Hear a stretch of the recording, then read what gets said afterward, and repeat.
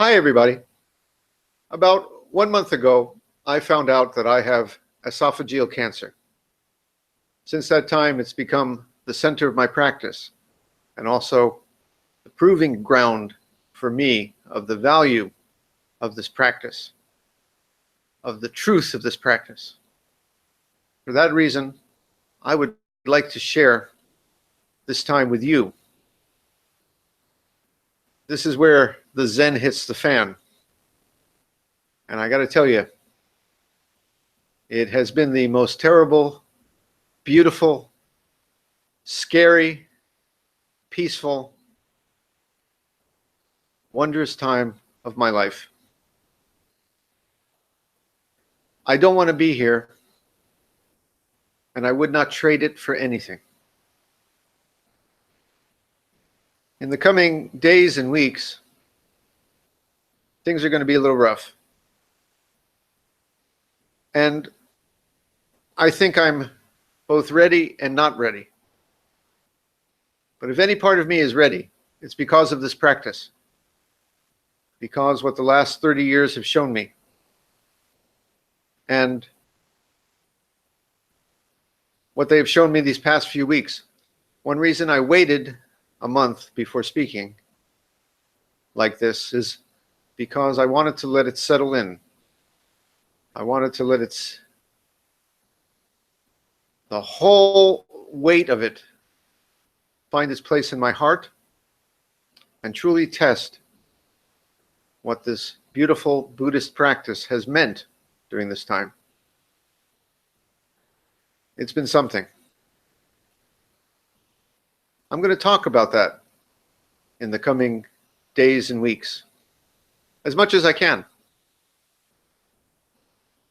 I have to tell you where I am right now, which is in a place where it could be worse, but it could be better. And there's a lot of not knowing. Doctors tell me I am stage 2, but they're not sure. They have indications that it could be worse, involving the lymph nodes. That would be a very serious cancer. On the other hand, they won't know until about 2 weeks from now. They perform surgery. Very delicate surgery because of the location of the tumor on the border of the stomach and the esophagus. I understand the operation takes between 8 and 10 hours, and they will not know until they go in exactly what the future holds. Being in this place of not knowing is terrifying and lovely. It's what Master Dogen spoke of as the beauty of not knowing the impermanent Buddha nature. Just being with what is and yielding. This is what I've been doing. And it works. So in the coming days, I may post every day or every few days. There may be days I don't feel up to it at all. For the next couple of weeks, I should be fine. After that, there may be a possibility of some chemotherapy, some radiation. That won't be decided until this coming Monday. It actually won't be decided until they see what's what during the operation.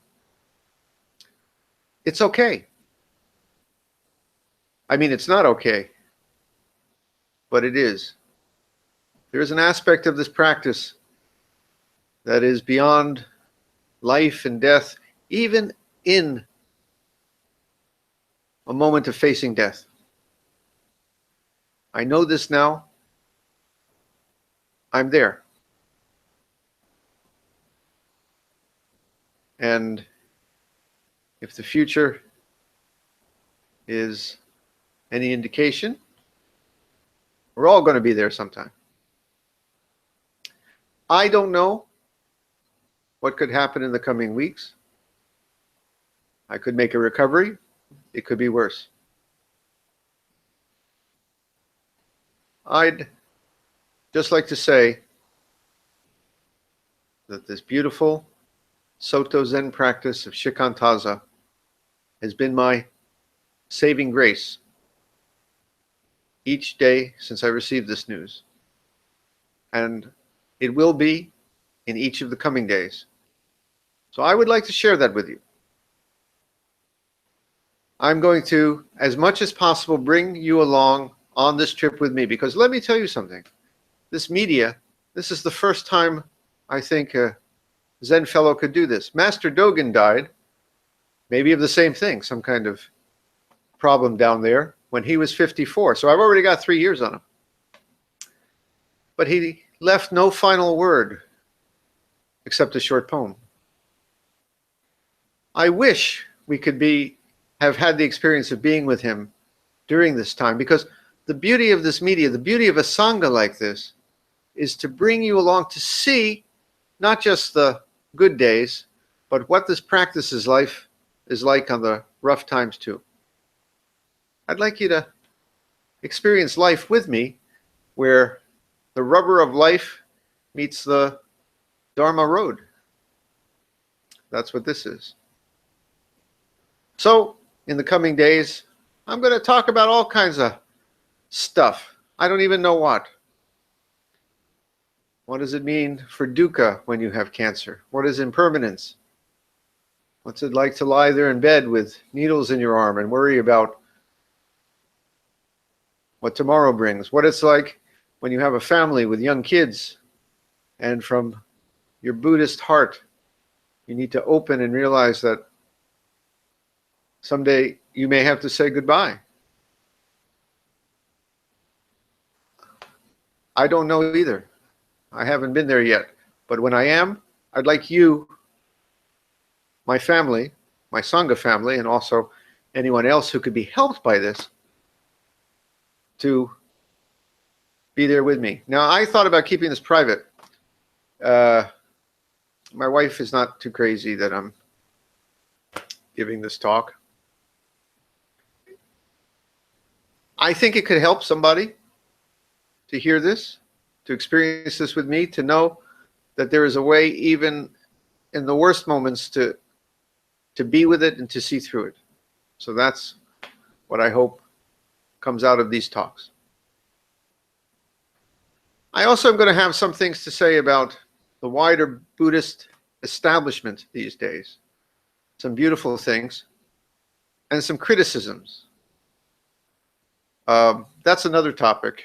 I'm going to speak my peace of mind. That's peace, P-E-A-C-E, my peace of mind on some aspects of the wider Buddhist world, since I told a few people about this. Wagging my finger a little bit. And I've been told by a couple of people that if I speak my mind too much, cancer or no, some people are going to be upset about it. I don't care. I'm going to say it anyway. And some people say, someone's got to say it, I'm going to say it. So expect me to say some things.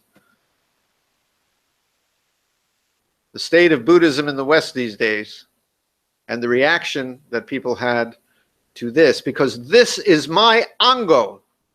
You know what an Ango is? It's a period of retreat where you take 90 days, and the monks would gather in a temple to sit, to practice, to face life and death. Well, what is this not but an Ango in which I am sitting with life and death, the great matter? Time swiftly passes by.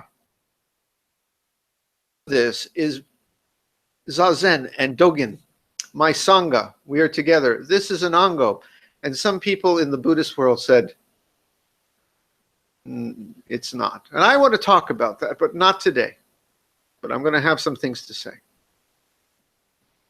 Today is the first day of Rohat's season of enlightenment, when he sat under the Bodhi tree and saw the morning star and just realized that all things are as they are. Now, I'm going to be sitting in a hospital bed.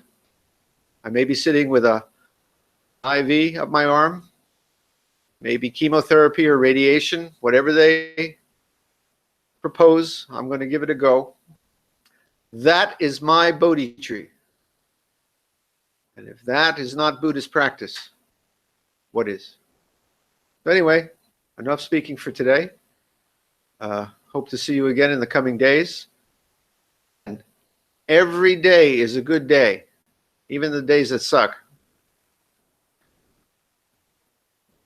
This is a theme you're going to hear again and again through this, so let me just give a spoiler. Spoiler alert. Here's what you're going to hear again and again. This experience is the most terrible, wonderful, scary, peaceful, death-facing, deathless, lovely, ugly time of my life. It's wonderful. It's terrible. It's very real. And I'm glad you're here. Okay? That's enough for today. See you guys in the coming days. Peace.